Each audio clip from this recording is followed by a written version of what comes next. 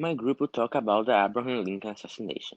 Fresh off his second inauguration and the Salvatore of the Union, Lincoln went to see the popular comedy, Our American Cousin, at Ford Theater in Washington, D.C. on April 14, 1865.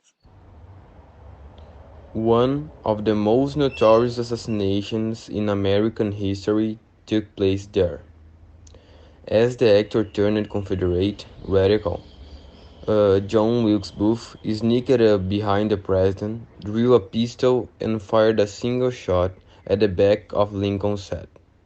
Lincoln died in the next morning.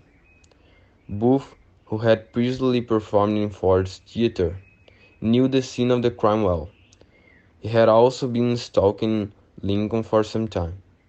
He had a fanatically pro-slavery position and desperately wanted to see the South freed from the rule of Lincoln. It is rumored that Booth belonged to the clandestine Knights of the Golden Circle, whose members were fierce opponents of the Union.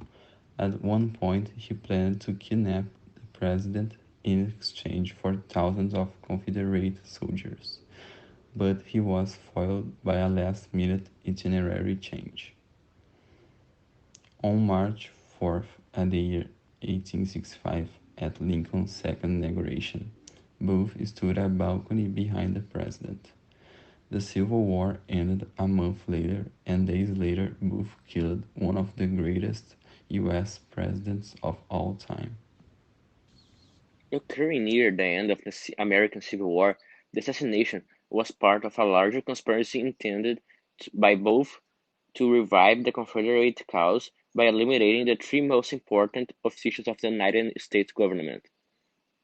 Conspirators Lewis Powell and David Herold were assigned to kill Secretary of State William H. Howard, and George S. Seward was tasked with killing Vice President Andrew Johnson. Beyond Lincoln's death, the plot failed. Seward was only wounded, and Johnson, would-be attacker, lost his nerve.